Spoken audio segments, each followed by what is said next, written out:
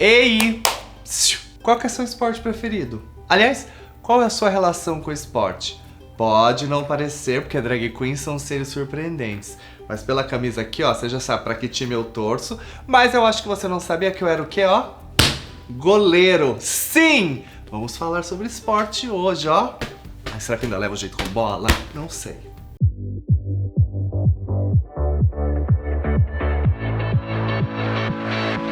Olha, falar sobre a minha relação com o esporte é falar da minha vida também, né? Porque pode não parecer, mas eu fui uma criança esportista. Eu comecei na escola, como todo mundo, jogando as coisas que a educação física me propunha. Então era futebol de salão, futebol de campo, vôlei, basquete, handebol. Sim, joguei todos. Era armador de handebol, de basquete, era levantador de vôlei. Cheguei até no semi-profissional pelo time de São José dos Campos. Fui goleiro no time de futebol, tanto de salão quanto de campo. E descobri o atletismo depois de um tempo e comecei a competir seriamente pelo atletismo.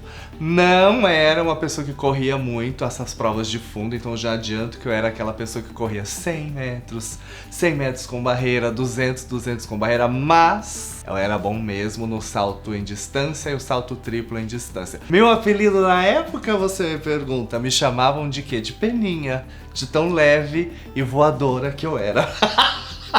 Apesar de todas essas informações serem felizes, praticar esse esporte também sempre teve seu lado negativo. Como eu já era assumidamente gay desde os 13, eu era proibido da quinta até a 8ª série, depois mudou um pouco, mas da 5ª ou 8ª série eu era proibido de ir ao banheiro masculino da escola, porque deixaram bem claro que se eu entrasse no banheiro, eu apanhava. Então, praticar esportes pra mim era um tesão, era um amor, mas ao mesmo tempo eu tinha que ter muito cuidado pra poder praticar. E era muito engraçado, porque as mesmas pessoas que não olhavam na minha cara, que me proibiram de ir ao banheiro, eram as mesmas que enquanto estávamos jogando qualquer um desses esportes, torciam por mim. Eu até hoje não sei qual relação estranha que o esporte causa na gente. Talvez venha lá da Grécia, dos Jogos Olímpicos, da criação de toda essa questão de competição. Mas eu acho que, falando da minha vida especificamente, o esporte moldou como eu encaro minha vida hoje, em termos de disciplina, em termos de maneira de ver a vida. Mas eu acho que a principal informação que o esporte me deu é a básica que todo mundo sabe, mas que eu levo pra vida. O esporte pra mim é atrelado ao verbo esperançar, que é dar esperança de um dia melhor amanhã, ou de ganhar amanhã quando se perde hoje. Porque o esporte te dá a certeza de que existem dois caminhos. Ou você vai ganhar um jogo, ou você vai perder o jogo. Mas o processo é sempre o mesmo, jogar, né? O resultado você nunca sabe, mas jogar, você vai jogar. E se você perder hoje, te dá a chance de entender as coisas que você fez de errado e o que você precisa melhorar, para que no jogo de amanhã, quem sabe você possa sair vitorioso daquela partida. E eu levei isso pra minha vida. O esporte me fez entender que há esperança no mundo, há esperança em lutar todos os dias, tentando ganhar todos os dias, mas se perder também faz parte do processo. Eu sei que o esporte sempre foi um local muito nocivo e predador para quem é LGBTQIAPN+.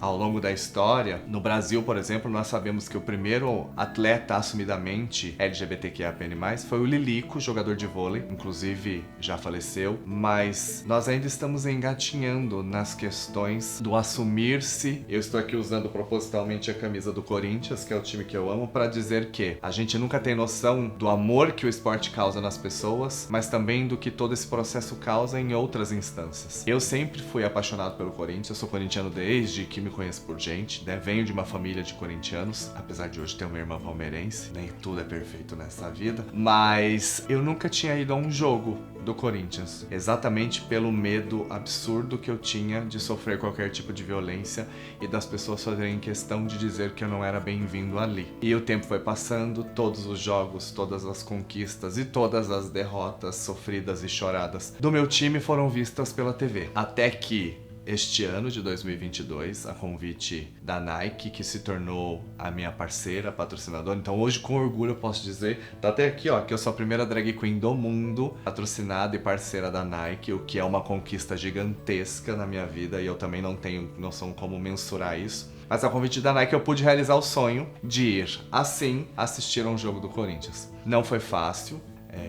Eu fui armado na defensiva, como todo mundo pode imaginar. Mas foi muito surpreendente, porque desde o momento que eu cheguei, as pessoas me olharam realmente com espanto. Mas sabe aquele espanto de, nossa, tem uma drag queen aqui no estádio, eu nunca vi isso. Era esse tipo de espanto. E aí eu fui relaxando, porque você passa pelos seguranças, passa pelas pessoas. E é óbvio que eu estava num lugar seguro. É óbvio que a gente tem que entender que a realidade não é segura dentro dos estádios ainda, para quem principalmente está montado. Mas para mim, o fato de ter conseguido ir ao estádio pela primeira vez aos 41 anos de idade foi um marco que eu não vou esquecer jamais. Foi poder gritar pelo meu time no estádio do meu time, vendo o meu time ao vivo, jogando, inclusive era um jogo pela Libertadores, Corinthians e Boca Juniors, praticamente um clássico dos clássicos. Mas estando ali, naquele lugar onde eu estava, que era mais reservado, olhando para todo o estádio, eu ficava me perguntando a quantidade de pessoas que gostaria de fazer parte dessa experiência e não pode por esse mesmo medo. Se você falar para mim, você iria lá no meio das pessoas? Não iria. Eu morro de medo de ainda estar lá no meio das pessoas porque eu sei que não é um ambiente seguro. Eu postei fotos usando a camisa no dia seguinte, contando essa minha experiência, e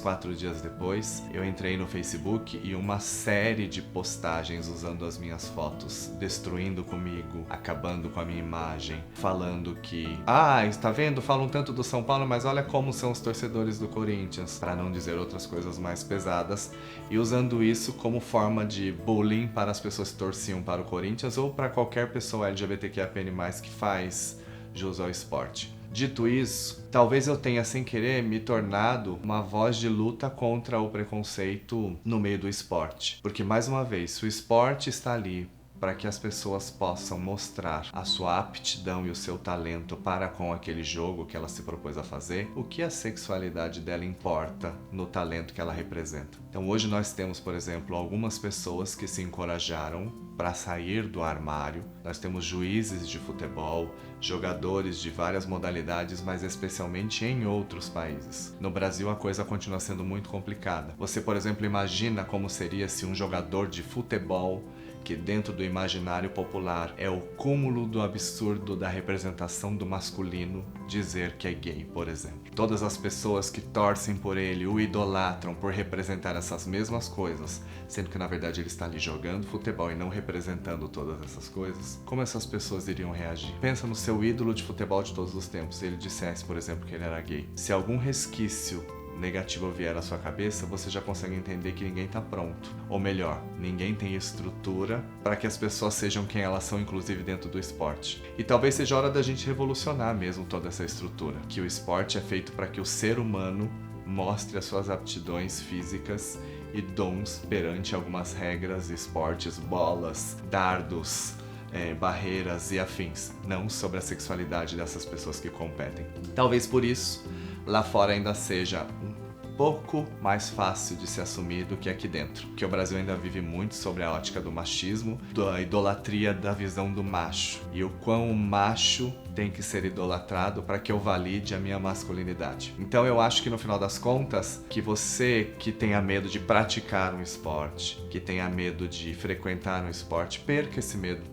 É claro, tomando as devidas precauções, né, dadas a realidade que a gente sabe, mas hoje existem vários coletivos convidando a diversidade para praticar esportes. Nós temos, por exemplo, os meninos bons de bola, que são os homens trans que jogam futebol. Nós temos o Angels Volley, que tem um time só de meninas trans, tem um time de meninos gays. Nós temos o Real Centro FC, que é o time de homossexuais mais antigo do Brasil, com mais de 32 anos de idade, né, esse time. Nós temos hoje, graças a Deus, várias torcidas organizadas LGBTQIAPN+, de vários clubes, inclusive nós temos aqui o Gaivotas, que é o do Corinthians, né? A Fiel LGBT, apesar de saber que no Brasil quem tem dado um banho de aceitação e de orgulho de aceitar todo mundo é o Vasco da Gama, que cada vez mais tem feito camisetas. Você vê fumaças em cores do arco-íris no dia da luta contra a homofobia. E essa foi a pergunta que eu mais respondi quando eu fui ao estádio, porque as pessoas iam me perguntar o que eu achava, por exemplo, porque uma semana antes de eu ir ao estádio, o Corinthians foi notificado sobre atitudes homofóbicas da torcida. É vergonhoso? Muito. Dá uma vergonha participar de uma torcida que ainda comete esse tipo de coisa? Muito. Mas assim como eu sempre falo de todas as outras questões, generalizar o ser humano nunca é um caminho positivo, já que cada um é cada um e cada caso é um caso.